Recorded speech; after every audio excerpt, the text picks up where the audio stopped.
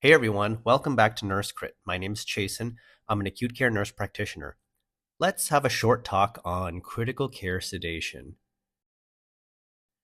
The objective for this video is to understand the pharmacology of agents used for critical care sedation. In the ICU, we use sedation for many purposes. We use it to manage pain and anxiety, reduce the patient's stress response, facilitate mechanical ventilation, facilitate other necessary procedures, optimize oxygenation and ventilation, manage intracranial pressure, manage seizures, reduce cerebral metabolic demand, and facilitate therapeutic hypothermia.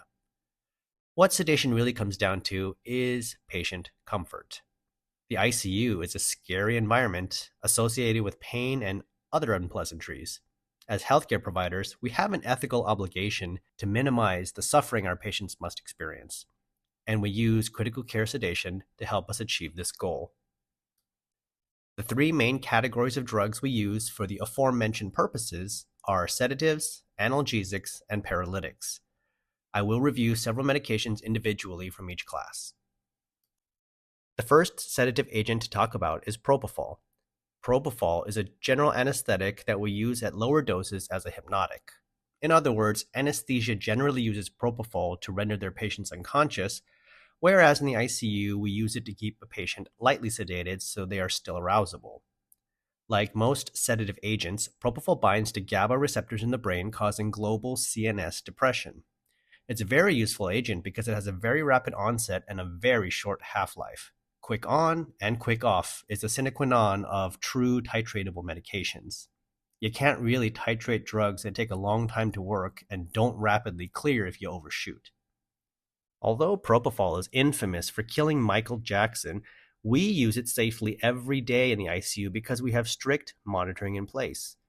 Generally, Propofol can only be given in a critical care setting with continuous monitoring and active mechanical ventilation, or at least the ability to implement it immediately. Our main concerns with Propofol are hypotension, apnea, injection site pain, hypertriglyceridemia, bradycardia, and Propofol-related infusion syndrome. PRIS is a relatively uncommon but life-threatening complication from high doses of Propofol. Its pathophysiology is not fully understood, but it appears to poison the mitochondria in skeletal and cardiac muscle, leading to muscle necrosis. Keeping the dose to less than 60 micrograms per kilogram per minute reduces the likelihood of PRIS from developing. The next sedative agent to discuss is Dexmedetomidine or Precedex. Dex is a centrally acting alpha-2 agonist. It's a sympatholytic that decreases arousal and alertness and has mild analgesic properties. It is a much milder sedative that induces hypnosis more similar to natural sleep, and it is expected that patients can still be awoken to stimulation. The main advantage of Dex is that it does not produce significant respiratory depression like other GABA sedatives. This can help facilitate extubation by keeping a patient comfortable without knocking out their respiratory drive. Dex can also be used for non-intubated patients who need mild sedation, like for those on BiPAP or for those who are agitated from alcohol withdrawal. The main concerns with Dex are bradycardia and hypo or hypertension. There may be withdrawal symptoms that occur if used for a prolonged period of time. Although it can be used for days, it is only approved for use up to 24 hours and may start to lose its effectiveness. The last common sedative drip to discuss is Midazolam or Versed. Versed is a short-acting benzodiazepine that also potentiates GABA, which is responsible for its sedative, anxiolytic, and anticonvulsant properties. Versed is not as rapid-acting as Propofol, and an initial bolus dose is often needed for sedation. Although we do titrate Versed, its pharmacokinetics are not as ideal as Propofol. One of the more useful effects of Versed is enterograde amnesia. Patients cannot form new memories while this drug is in their system, which means they often will not remember much of their unpleasant experiences. The main concerns with Versed are mild to moderate respiratory depression, hypotension, delirium, and withdrawal syndrome after prolonged use. Although it is rarely needed, the antidote to a Versed or any benzodiazepine overdose is flumazenil. Other sedative agents encountered in critical care are etomidate, ketamine, and Ativan. Etomidate is a general anesthetic used for rapid sequence intubation. If you have ever wondered why it's not used as a sedative drip, it's because it was initially designed as an antifungal agent that blocked fungal steroid production. It can't be used as a long-term sedative because it likewise causes adrenal suppression in humans. Ketamine is a great anesthetic agent, also mainly used for intubation. It creates a dissociative state where the patient becomes unaware of their environment. Unlike most sedatives, it generally does not cause respiratory depression and can cause hypertension. This makes it a nice choice in patients who are already hypotensive in need of intubation. Ketamine can be used as a sedative drip, although this is not commonly done in practice. Lastly, Ativan is another benzodiazepine like Versed and can be used as a continuous drip. However, this isn't a first-line choice because Ativan uses propylene glycol as a solvent, and prolonged use can create a consequential toxicity and lactic acidosis. The next category of medications used in critical care sedation is analgesics. Oftentimes, we will add analgesia to our sedation, a combination which we refer to as analgosedation. Our patients often have concomitant pain syndromes evolved in their disease process, and we want to address their pain relief needs. This is most often achieved with an opioid drip. Fentanyl is the most commonly used opioid, although sometimes morphine is used as well. Since they are both opioids, their mechanism of action and adverse effect profile is essentially the same. The reason we prefer fentanyl is that it has a shorter half-life, thereby making it more easily titratable, and its elimination is less affected by renal failure. Opioids work by binding to opioid receptors, blocking pain pathways. The main adverse effects from these drugs are respiratory depression, hypotension, nausea, vomiting, constipation, pruritus, and urinary retention.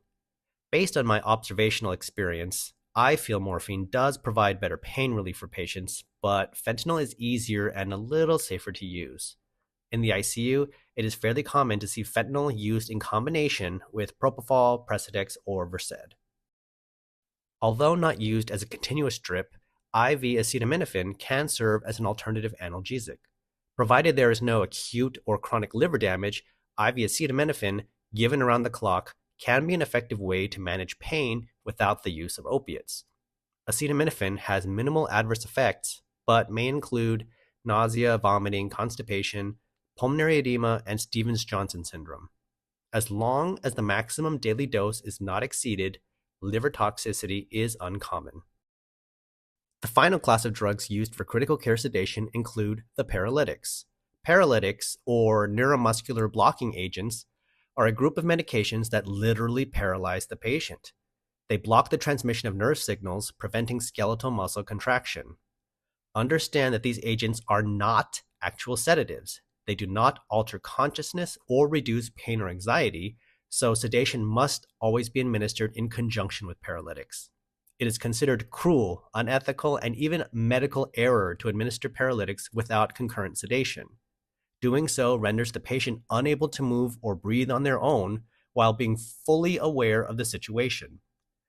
So why would we use such horrible sounding medications? The reasons we utilize paralytics are to facilitate intubation and sometimes to improve oxygenation for those who are being mechanically ventilated. In some instances, they are also used in patients with refractory seizures where the continuous tonic-clonic movements can lead to physical injury. Neuromuscular blocking agents have two main categories, depolarizing and non-depolarizing. The only depolarizing NMBA is succinylcholine, colloquially referred to as SUX. As you might infer by the name, it causes a sustained depolarization state that induces a refractory period in which nerve impulses cannot be conducted. In the ICU, SUX is only used to facilitate rapid sequence intubation. It's very short-acting, with its effects lasting around 5 minutes. The main concerns with its use include hyperkalemia, rhabdomyolysis, malignant hyperthermia, anaphylaxis, hypotension, and hypersalivation. For the non-depolarizing agents, some of these can be used for intubation, while others are only used for sustained muscle relaxation. Non-depolarizing agents block acetylcholine at nicotinic receptors, which inhibits muscle contraction. The main non-depolarizing agent to know for intubation is rocuronium, or ROC for short. Similar to SUX, ROC also can cause malignant hyperthermia, anaphylaxis, and hypotension. Hyperkalemia is not a concern with ROC, so it can be safer for those in whom the potassium level is already high or unknown. Overall, ROC is generally considered a safer agent, although its effects last much longer. ROC can work for 30 to 60 minutes, so it's imperative that the provider remembers to start continuous sedation immediately. For patients requiring continuous muscle relaxation, I see Nimbex most commonly used. Paralytics should not be used as a chemical restraint, and it should be discontinued as soon as clinically feasible. Long-term use can result in residual paralysis and myopathy. And that is a brief overview of critical care sedation. If you learned anything new, let me know down in the comments. Please share this video with your ICU nurse friends and consider subscribing to my channel so you don't miss out on future videos. Thanks for watching and see you next time.